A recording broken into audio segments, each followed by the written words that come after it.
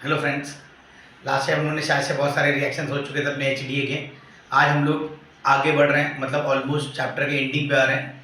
आज जो पढ़ने वाले हैं, आज है अपना कॉन्फ़िगरेशन ऑफ लाइट है, ऑप्टिकल एक्टिविटी है और कायरलिटी है। ये तीन खत्म होगा, उसके बाद बचेगा एचडीए में SN1 reaction mechanism with energy profile diagram और एक बचेगा SN2 reaction mechanism with energy profile diagram. यहाँ पे मेरा एचडीए खत्म होगा और halogen derivative of alkyne halogen से भी बाकी रहेगा, लेकिन जो इंपॉर्टेंट पार्ट है अपना अल्केन का ही पार्ट है। खाली SN1 SN2 बाकी है, वो कल होगा अपना। आज इतना पार्ट कर रहे हैं हम लोग। प्लीज़ चालू करते हैं हम लोग आगे के। जरा एक बार देख लीजिए आप लोग क्या चालू करने वाले हैं।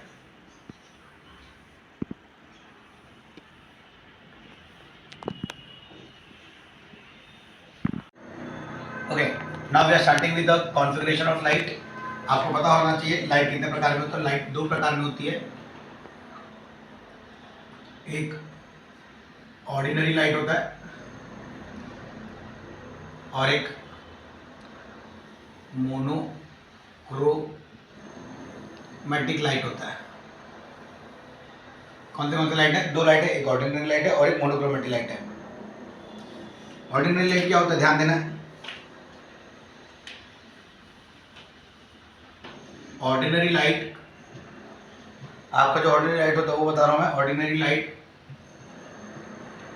Consist of ray of different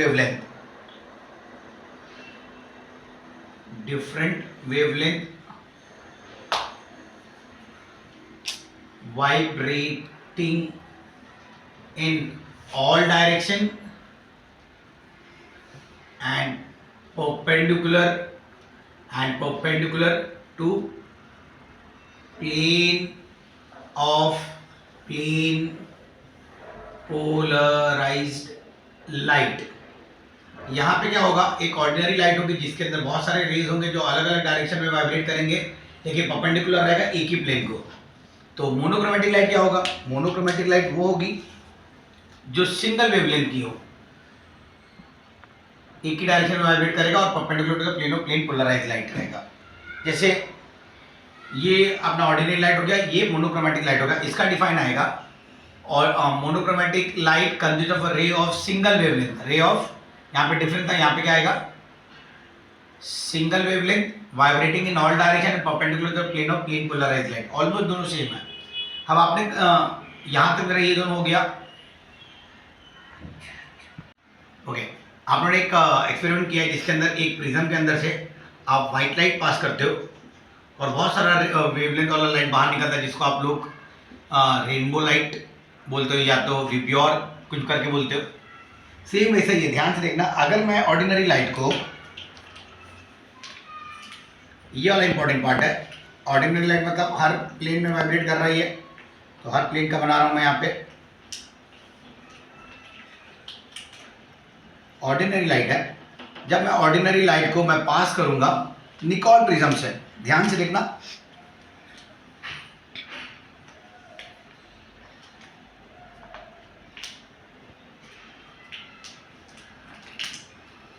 Nicol prism से पास करूंगा और ये जो है ना, ये जो फ्यूज किया गया है, ये वाला जो पार्ट जो फ्यूज करते हैं उसको बोलते हैं कनाडा बाल्सम। ध्यान देना, ये वाले पार्ट को बोलते हैं निकोल प्रिज्म। निकोल प्रिज्म किससे बना है? कैल्साइट क्रिस्टल से, CaCu3, जिसको बोलते हैं कैल्साइट क्रिस्टल। निकोल प्रिज्म इससे बना है जब दो prism base to base fuse किया जाता है by Canada balsam. It is fuse together by base to base by Canada balsam. तो आपका अगर ऑर्डिनरी लाइट मैं निकोल प्रिज्म से पास करूंगा तो सारा का सारा मेरा लाइट मोनोक्रोमेटिक में हो जाएगा, मतलब सिंगल वेवलेंथ में आ जाएगा ये वाला। तो आप सब सिंगल में एक ही डायरेक्शन में परपेंडिकुलर करेगा ये।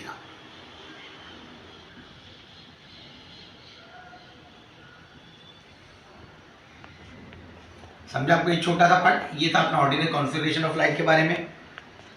इसके बाद हम लोग चालू करेंगे ऑप्टिकल एक्टिविटी।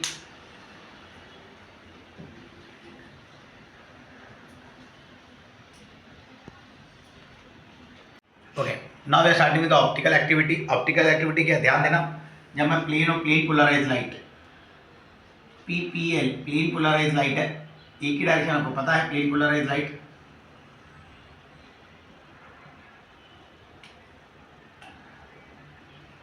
जब मैं इनको पास करूंगा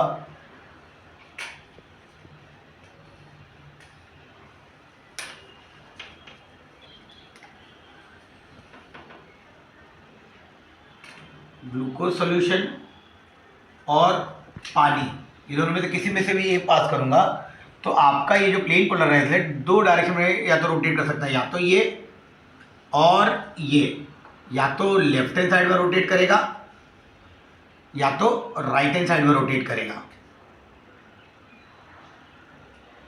तो अब जो लेफ्ट हैंड साइड में रोटेट करेगा उसको क्या बोलते हैं, राइट हैंड साइड में रोटेट करेगा उसको क्या बोलते हैं, ध्यान से देखना। अभी मैंने खाली आपको इतना बताया कि जब मैं प्लेन पोलराइज लाइट को ग्लूकोज सॉल्यूशन या वाटर से पास करूंगा तो मेरा लाइट दो पार्ट में रोटेट करेगा, या तो राइट हैंड साइड में या तो लेफ्ट हैंड साइड में। ध्यान से देखना।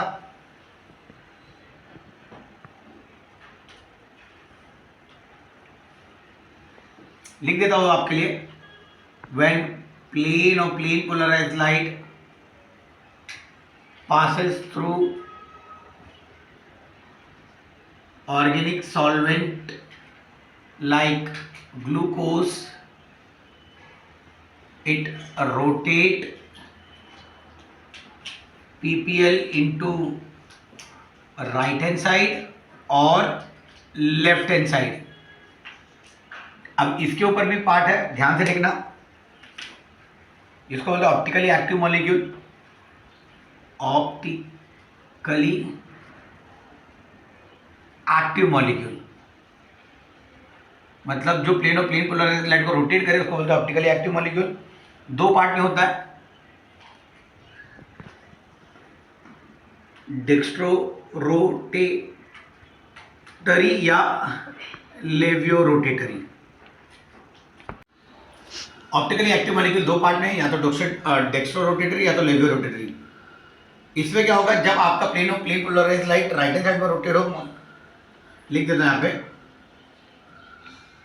Molecule which rotate PPL into right hand side is known as dextro rotatory, और वहाँ पे अगर लेफ्ट हैंड साइड पे रोटेट किया तो उसको बोलते हैं लेवियो रोटेटरी। इसको पॉजिटिव से डिनोट करते हैं, इसको नेगेटिव से डिनोट करते हैं। अगर मेरा ऑर्गेनिक सॉल्यूशन लैक्टिक एसिड होगा तो इसको बोलेंगे लैक्टिक एसिड, अगर ग्लूकोज होगा तो उसको बोलेंगे डी ग्लूकोज। तो सेम वही है, इसको आपको क्या बोलेंगे, एल डिनोट करते हैं इसको, तो एल लैक्टिक एसिड या तो एल ग्लूकोज। यहाँ पे आपका ऑप्टिकल एक्टिविटी वाला मॉलिक्यूल खत्म हुआ। अब इसके बाद हम लोग कायरलिटी पे जाएंगे, ध्यान से देखना।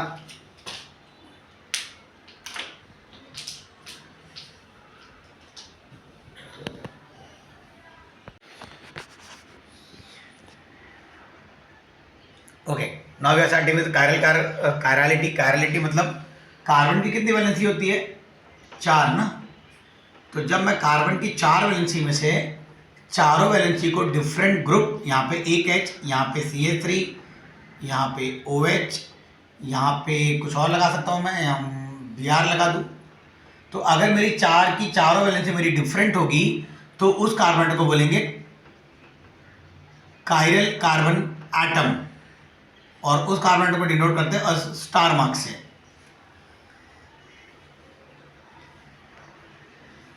लिख देता हूं, any carbon atom whose all valency is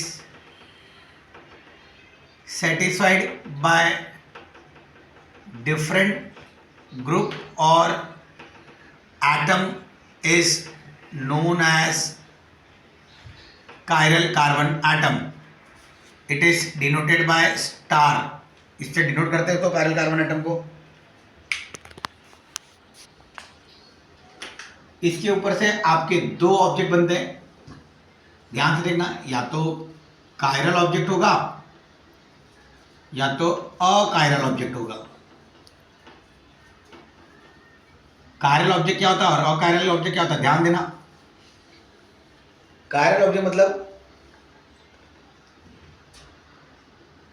non super imposable mirror image.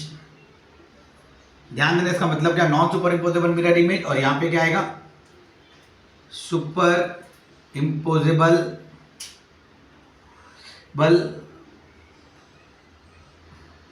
Mirror image. इसका मतलब है अगर यहां पे मैं एक शीशा रखूं, यहां पे भी मैं आपको एग्जांपल के तौर पे बता रहा हूं, यहां पे भी अगर मैंने शीशा रखा, अगर शीशा रखने के बाद अगर यहाँ पे बीच में मिरर है और अगर मैं ये हैंड को अगर मिरर में देखूं तो ऐसे दिखाई देगा। तो अगर इस मिरर इमेज को अगर मैं इसके ऊपर प्लेस करता हूं तो ये देखो ये दोनों बाहर हो गए, मतलब नॉन सुपर इम्पोजेबल है, मतलब मिरर के ऊपर बराबर से नहीं बैठ रहा है। तो जो ऑब्जेक्ट या जो सब्सटेंस आपके मिरर ऑब्जेक्ट के ऊपर बराबर से ना बैठे उसको बोलते हैं chiral object, non super imposable mirror image, जिसको बोलते हैं कायरल ऑब्जेक्ट। और जो मिरर इमेज आपका, अगर मैं यहाँ पे बॉल लेता हूँ, मिरर के पास बॉल देखो और इसके ऊपर एक के ऊपर प्लेस करो तो एक के बराबर बैठ रहा है, तो जो बराबर बैठेगा मतलब सुपर इम्पोजेबल मिरर इमेज, उसको बोलते हैं अकायरल ऑब्जेक्ट। ठीक है, तो मैं आपको यहाँ पे एग्जांपल दे रहा हूँ, यहाँ पे आपको शायद मतलब समझ गया होगा। एग्जाम्पल ध्यान से देखना, अगर यहाँ पे मेरा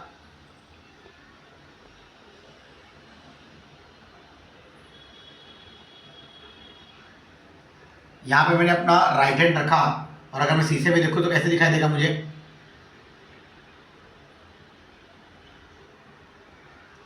मेरा डायग्राम इतना अच्छा नहीं है तो प्लीज हंसना मत आप लोग, ऐसे दिखाई दे रहा है। तो आप देखिए अगर मैं इसको इसके ऊपर रखूंगा, प्लेस करूंगा इसको इसके ऊपर, तो शायद से प्लेस नहीं होगा, दोनों का ये अंगूठा तो बाहर आ जाएगा। और जैसे इसके अंदर है, अगर मैं बॉल को रखूँ यहाँ पे भी बॉल देखूँ तो दोनों सुपर इम्पोजेबल मिरर इमेज। अगर मैं स्पून लेता हूँ, चम्मच, ऐसे दिखाई देता है, मिरर इमेज में कैसे दिखाई देगा, ऐसे दिखाई देगा, तो दोनों को सुपर इम्पोजेबल मिरर इमेज है। तो ये मेरे एग्जाम्पल हो गए इसके अकायरल ऑब्जेक्ट के, और ये हो गए मेरे किसके, कायरल ऑब्जेक्ट के। तो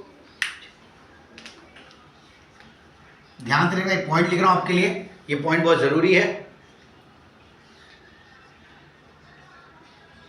any object which is non super imposable mirror image, ध्यान देना मैंने क्या लिखा, any object which is non super imposable mirror image is said to be chiral object, and this property is known as chirality। तो ये आपका हो गया कायरलिटी का पार्ट, कायरलिटी वाला पार्ट खत्म हो गया।